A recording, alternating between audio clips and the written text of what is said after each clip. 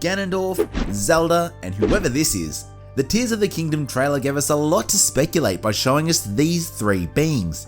But sometimes what isn't shown can be more intriguing, and there's a pair of characters that have been surprisingly absent in the trailers, Teba and Yunobo.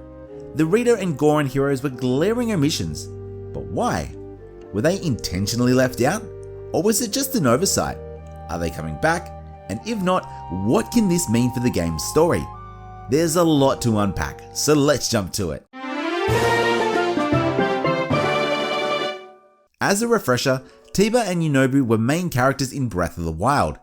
Teba fulfilled the position of Rito warrior, protector of his hometown Rito village, essentially carrying out the duties of the late champion Rivali. Yunobo is the grandson of late champion Daruk, and whilst he wasn't a strong leader, he was a caring and helpful member of the Goron community. These two heroes, alongside Riju and Sidon, acted as the New Age champions, helping Link reach and reclaim the Divine Beasts. These four protagonists all played similar roles in Breath of the Wild, and were brought back as playable characters in Age of Calamity. Like the four original champions, they presented as a package, each of them seemingly as equally important as the other. So when Riju showed up in the trailer looking like the boss she is, I was hyped. And when I saw Link fighting alongside Sidon, I was excited to see all four characters returning. But nothing happened. There was no Teba and no Yunobo.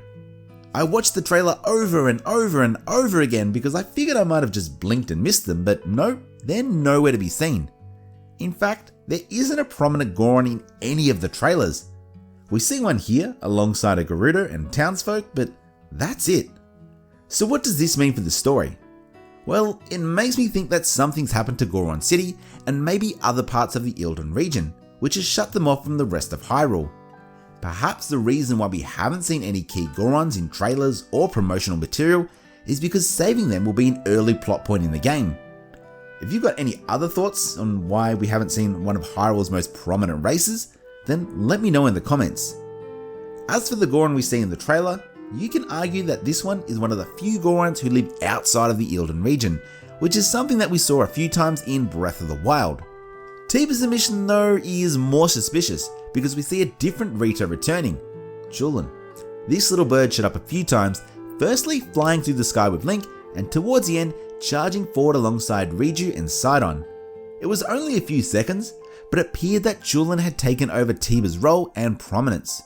Before we explore that possibility, let's recap this cute little bundle of feathers. Julian is Teba's son, who we meet for the first time in Breath of the Wild. He plays a very small role in the overall story, but he does guide you to his father and is part of a fun minigame.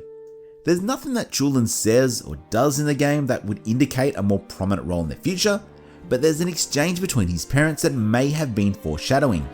After Link and Teba free Van Meadow from Calamity Ganon, the Rito warrior chats with his wife Saki. Teba wants to bring Julian to the flight range to help him come of age into a warrior, but his wife disagrees. After these events, we see Julian in the flight range whilst Teba is still recovering from an injury sustained in an earlier flight. Perhaps during the time between games, Teba never recovered from those injuries, and Julian was thrust into the role of Rito warrior. It would explain his prominence in the trailer, and if that's the case, what's become of Teba? Is he still nursing an injury? Has he passed away? Or has he taken on a completely different role? We don't have much to speculate from, but my guess, or hope rather, is that Teba never fully recovered and instead trained his son to take his place. Not that I didn't want Teba to recover, I just think that would be a really cool story plot to explore. Either way, I'm excited to find out when Tears of the Kingdom drops in the coming weeks. But what do you think?